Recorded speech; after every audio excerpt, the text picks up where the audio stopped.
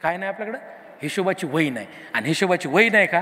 कारण की 90% पोरांना उद्योजक व्हायचं आहे, पण त्यांना बँकेत अकाउंट कसं उघडायचं तीच माहिती नाही. म्हणजे काय म्हणणार, मी उद्योजक होणार, आणि बँकेत जाऊन म्हणलं ना अकाउंट उघड, तर कोणतं बिझनेससाठी कोणते अकाउंट लागते ते सुद्धा माहीत नाही, आणि लगेच व्यवसाय टाकायचा आहे. ज्याला कुणाला भविष्यात व्यवसाय टाकायचा आहे, मला त्याला एक सांगणं आहे की व्यवसाय टाकायचे तर पहिला मित्र हा CAच पाहिजे, चार्टर्ड अकाउंटंट. ज्याचा चार्टर्ड अकाउंटंट मित्र नाही तो चांगला उद्योजक होऊ शकत नाही. दुसरं काय माहीत पाहिजे आपल्याला, तर बँक माहीत पाहिजे की बँक नेमकी काय. पण आपलं काय म्हणणं असतं, बिझनेस टाकायचं, भांडवल नाही, बिझनेसला पैसे लागतात आणि आपल्याकडे भांडवल नाही, आणि बँकेत गेलं तर बँक लोन देत नाही. आपण देऊ का अनोळखी माणसाला पैसे? उसने 50 रुपये दिले त्याचं रक्त पिऊ आपण, वापस देत नाही तोवर. तर बँक एवढे पैसे देताना आपण ओळखीत पैसे उसने देत नाही, तर बँकावाल्या का पैसे देताना विचार करतील? तर त्यावेळेस बँका काय विचार करतात की बाबा ह्यो माणूस इन्कम टॅक्स रिटर्न्स भरतो का, हा माणसाचा धंदा याला समजलाय का नेमका. कारण की 90% लोकांचे बिझनेस टाकायचे म्हणजे काय झालं माहिती आहे का, आता कॉपी पेस्ट त्याचं चाललंय म्हणून मी टाकतो.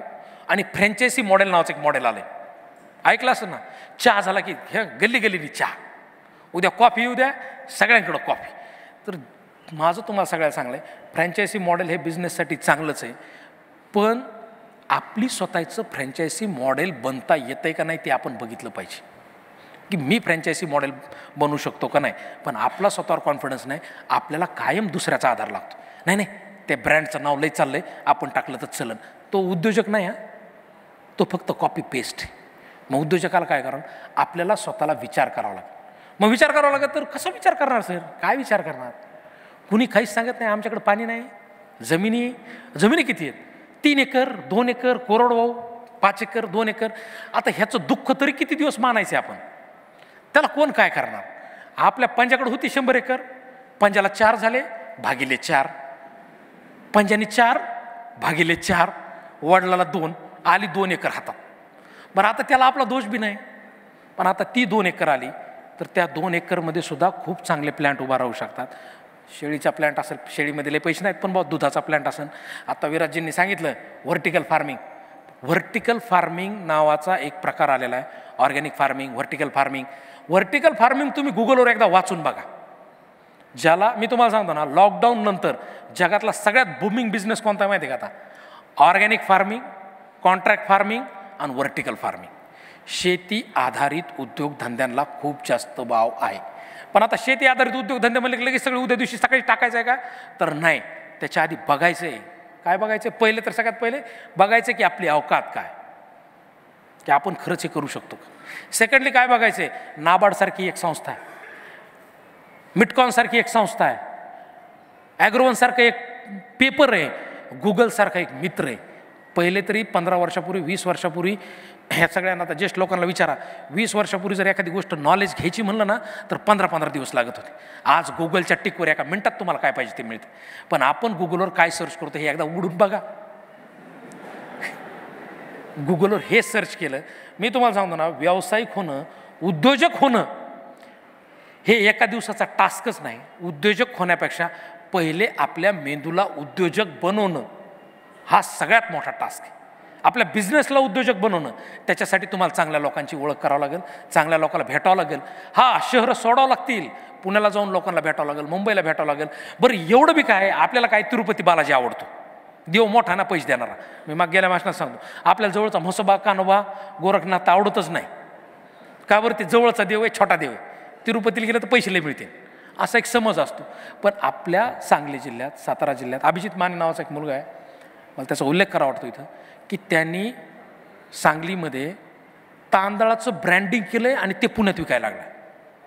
ब्रँडिंग कशाच केलं? तांदळाचं. आणि 2 किलो 5 किलोमध्ये ते घरपोच डिलिव्हरी द्यायलेत. ऑर्गॅनिक शेतीमधले कित्येक farmers.com नावाची 23-24 वर्षाच्या पोरांनी कंपनी टाकली संगमनेरला. ते पुण्यात वर्षाला 20 आणि 30 लाखाचा व्यवसाय करायला.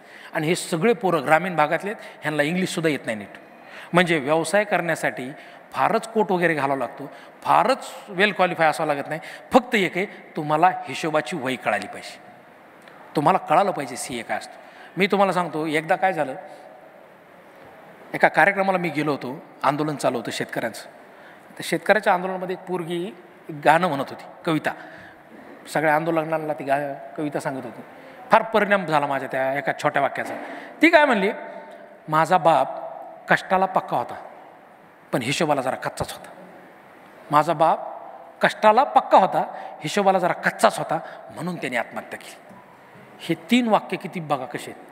म्हणजे जे लोक शेतकरी डिप्रेशनमध्ये गेले ते मेहनतीला महाराष्ट्रातला सगळा शेतकरी पक्का आहे पण हिशोबाला जरा कच्चा आहे. आपण पुढची पिढी, आपल्याकडं हिशोबाची वही नसती, आपल्याला माहीतच नाही की लिहून ठेवायचं असतं.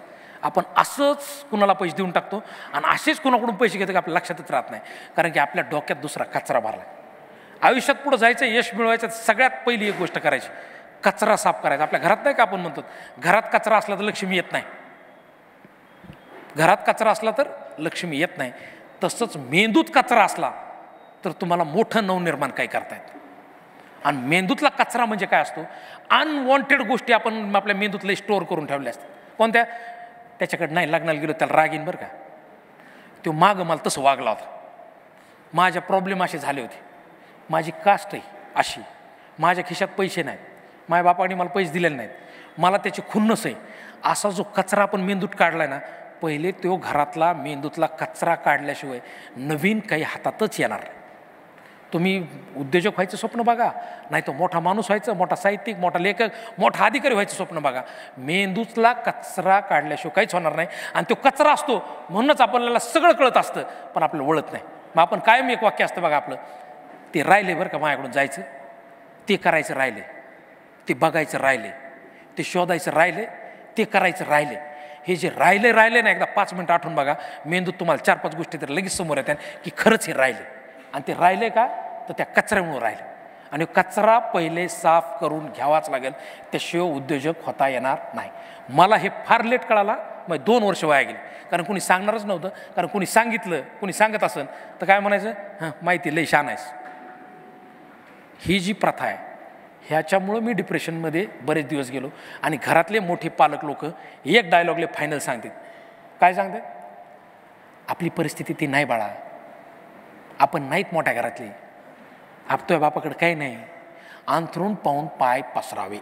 ऐकली आहे का म्हणे, अंथरून पाहून पाय मी तुमच्या सगळ्या पोरांना एक सांगतो, एकदा पाय पसरून बघाच, अंदाज तरी येईन की नेमकं अंथरून लागतंय किती, नाही तर कळायचंच नाही ना नेमकं पायाला अंथरून पाहिजे किती.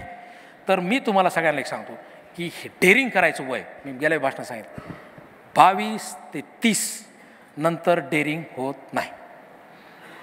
त्याच्यासाठी हीच ती वेळ आहे की आपल्याला आता डेअरिंग करायची. पण आपला लय प्रॉब्लेम आहे, बऱ्याचशा आपल्या म्हणीच लय बोर आहेत. एक म्हणे ना, मराठी माणसाचा पाय ओढतात. ऐकलंस ना, मराठी माणसाला सहनच होत नाही. पण असं काही नाही आहे, मराठी लोकच मराठी माणसाला मदत करतात, कन्नडी लोक बी एकमेकाचे पाय ओढतात, तामिळनाडूचे बी ओढतात, गुजरातचे बी ओढतात.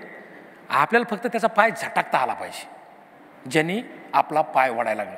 आणि लई जर तर बऱ्याच ठिकाणी मी म्हणत असतो ना, पाय वड पण आधी धरायला नीट शिक. म्हणजे काय की जो कुणी तुमचा पाय ओढतोय असा प्रयत्न करत असेल तर त्याला स्पष्टपणे सांगा की तू पाय ओढ बाबा, पण आधी नीट माझा धरायला शिक. हा कॉन्फिडन्स आपल्यात पाहिजे. पण माझ्यात तो कॉन्फिडन्स फार लेट आला.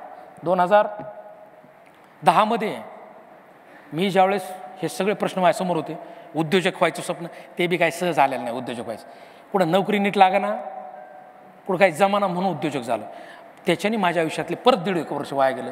ही सगळी सिस्टीम समजून घ्यायला जे तुम्हाला मी सांगितलं, बँक समजून घ्या, CA समजून घ्या, आणि आपल्याला जो व्यवसाय करायचा आहे त्यातली जर आपल्याला ट्रेनिंग घेता येत असेल तर 100% ती ट्रेनिंग घ्या. आणि अशा ट्रेनिंग महाराष्ट्रात खूप ठिकाणी आहेत, ॲग्रिकल्चरच्या आहेत, इतर सगळ्या व्यवसायांची ट्रेनिंग आहे.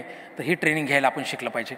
आणि मग 2012 घोड्याला ढापं लावते तसं मी मेहनत करायचो. मी तुम्हाला सांगतो ना, बऱ्याचदा आपण व्यवसाय चालू केला, आपला व्यवसाय छोटा असेल, म्हणजे उद्योजक होणं म्हणजे लगेच फॅक्टरी नाही, स्वतःचा रिक्षा, तो सुद्धा उद्योजक आहे, तो सुद्धा एंटरप्रेनर. स्वतःची टपरी, स्वतःचा वडापावचा गाडा, स्वतःचं जे काय असेल ते स्वतःचं. स्वाभिमान न गमवता केलेला धंदा जो करतो तोच एंटरप्रेनर असतो. मग आपले ट्रॅक्टर असो नाही तर आपलं JCB असो, छोटा बिझनेस असला तरी तो बिझनेस आपला आहे. मी तुमच्या सगळ्या मित्रांना सांगतो, असा छोटा बिझनेस टाकला तर लोक पहिले तुम्हाला हसणार आहेत, म्हणणार हे काय तू टपरी टाकली काय.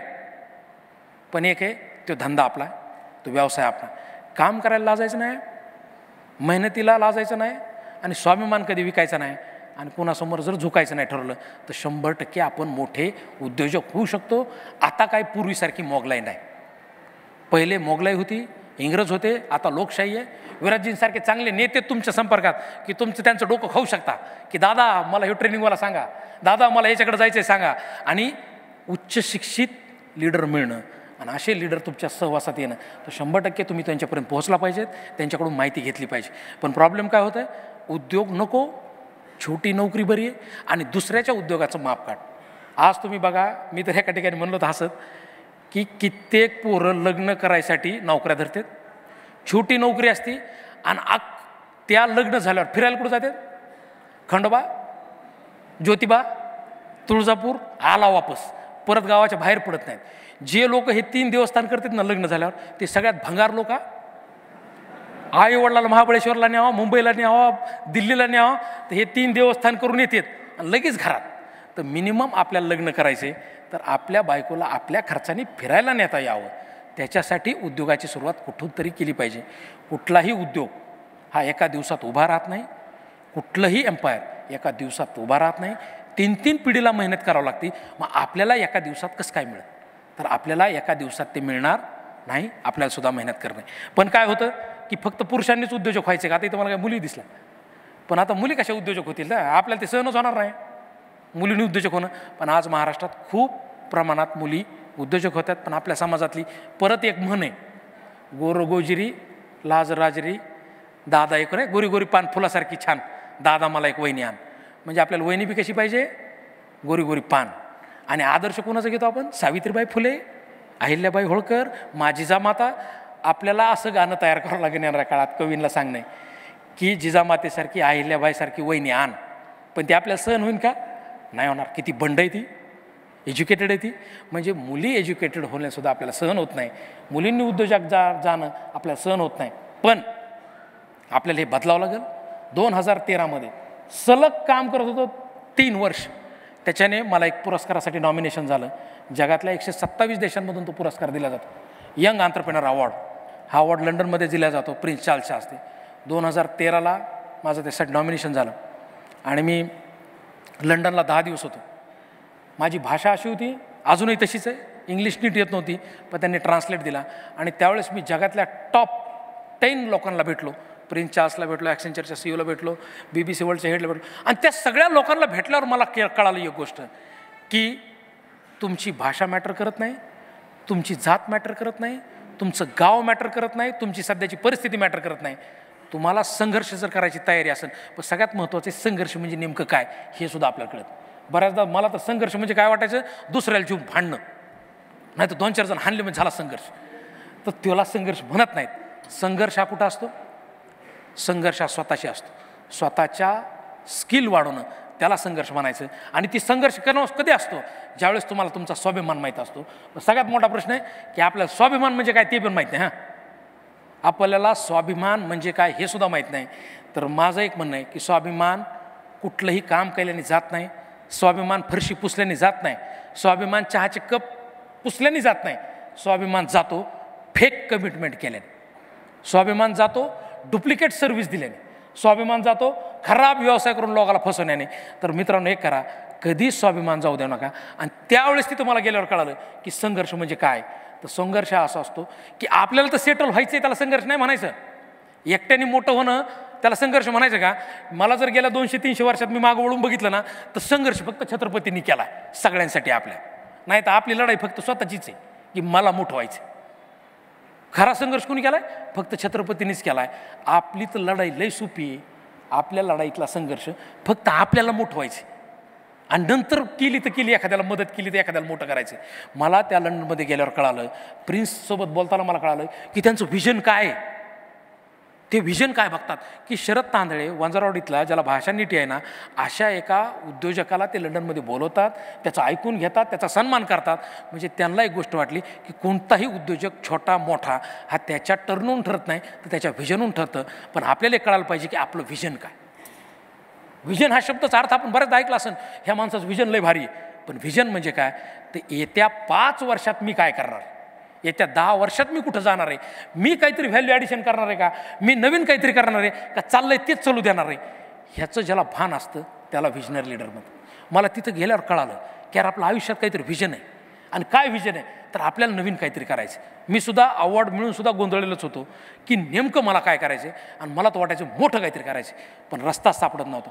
मित्रांनो, तुम्हाला जर असा प्रॉब्लेम असेल की खरंच मोठं काहीतरी करायचं आहे पण सापडत नाही, तर याला एकच मार्ग आहे, तुम्ही स्ट्रॉंगली वाचलं पाहिजे, तुम्ही 10 गावं फिरलं पाहिजे. लोक नाही म्हणत 12 गावचा पाणी पिलेला आहे, तर ते 12 गावचं पाणी पिलेला म्हणजे 12 ठिकाणचा त्याला अनुभव.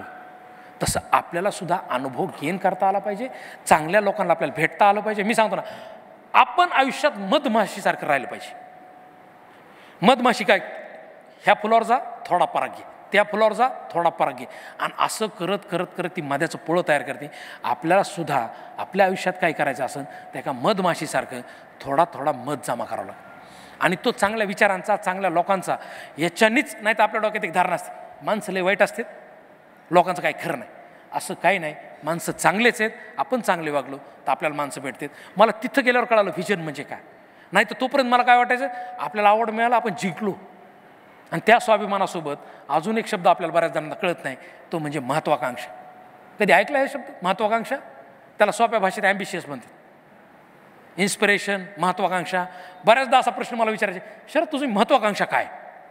मला 10 मिनटं कळतच नव्हतं की नेमकं महत्त्वाकांक्षा म्हणजे काय, आणि नेमकी काय महत्त्वाकांक्षा आहे. महत्त्वाकांक्षा मुख्यमंत्री व्हायचे, हां, काही नाही सापडलं तर पंतप्रधान व्हायचे, मुख्यमंत्री व्हायचे. आपल्या स्वतःच्या कॅलिबरकडं, स्वतःच्या क्षमतेकडं न बघता मी वेगळ्याच गोष्टीकडं लक्ष द्यायचो. मला वाटायचं हीच महत्त्वाकांक्षा. मित्रांनो, पहिला आयुष्यातला एक शब्द समजून घ्या, महत्त्वाकांक्षा. महत्त्वाकांक्षा म्हणजे महत्त्वाची आकांक्षा. महत्त्वाची आकांक्षा म्हणजे आपल्या आयुष्यात काय पाहिजे ठरवून घ्या. 2 व्हीलर पाहिजे, ही बोगस महत्त्वाकांक्षा आहे. कार पाहिजे, बोगस महत्त्वाकांक्षा आहे. आयफोन पाहिजे, बोगस महत्त्वाकांक्षा आहे. महत्त्वाकांक्षा इतकी मोठी पाहिजे की मला माझं स्वराज्य उभा करायचं. छत्रपतींनी काय सांगितलं आपल्याला, हिंदवी स्वराज्य. मग आपलं स्वराज्य म्हणजे काय, स्वराज्य म्हणजे काय हे समजलं पाहिजे. त्याच्या आधी समजलं पाहिजे महत्त्वाकांक्षा. स्काय इज द लिमिटवर एखादी गोष्ट ठरवून घ्या की मला इथपर्यंत जायचं. मी सुद्धा विराजजी बीड आहे, मी काय लय मोठा साहित्यिक नाही, लय मोठा लेखक नाही. रावण डोक्यात आलं, पॅशनमध्ये लिहिलं, 40-42 हजार कॉप्या महाराष्ट्रात विकल्या. पण मी आज काय बघतो, महत्त्वाकांक्षा काय बघितली, अख्ख्या जगात पुस्तक विकणार, अख्ख्या जगातल्या एअरपोर्टवर पुस्तक ठेवणार. अवकात आहे का माझी आज? नाही, पण मी ठरलं मी अवकात बनविणार, मी तिथपर्यंत पुस्तक नेणार. म्हणजे माझं साहित्यातलं काही कॉन्ट्रीब्युशन नाही, लिटरेचरचं काही माहीत नाही, आमच्या घरात कुणी लिहित नाही, मी पहिल्यांदा पुस्तक लिहिले. मी स्वप्न काय पाहतोय, अख्ख्या जगात पुस्तक मी नेऊन पोहोचवणार. म्हणजे मी स्वप्न पाहतो, मी 5 वर्षाचं स्वतःचं स्वप्न कोणाच्या अंगावर मारतात, पोराच्या अंगावर. तुम्ही काय करीत होते, तरुण होते, असा प्रश्न आपल्याला त्यांना विचारता येत नाही. तर तो प्रश्न आपल्या पोरांनी, नातवांनी आपल्याला विचारू नये की तुम्ही तेव्हा काय केलं. त्याच्यासाठी तुमच्या सगळ्यांना सांगणं आहे, पुढच्या 1000 दिवसाचं स्वतःला टार्गेट द्या, लिहून घ्या की मी एवढ्या गोष्टी करणार आहे. नाहीतर परत ते राहिले हे करायचं राहिले, ते करायचं राहिले. 1000 दिवसाचा प्लॅन घ्या, 100% तुम्हाला यश मिळेल. मी बऱ्याचशा ठिकाणी सांगत असतो, ज्योतिष तुमचं भविष्य सांगू शकत नाही, पण तुमचं मनगट तुमचं भविष्य सांगू शकतो. तर तुमच्या सगळ्यांना माझ्याकडून, मला तर बोलावं तर बरंच वाटतंय, पण टाईम होतोय असं मला वाटतंय. आणि मी सचिनजींना म्हणलं होतं की भाषणं तर होत राहतात, यूट्यूबवर येत राहतात, आणि कित्येक कार्यक्रमात काय होतं, वक्ता येतो, त्याचं शहाणपण सांगतो जातो निघून भर.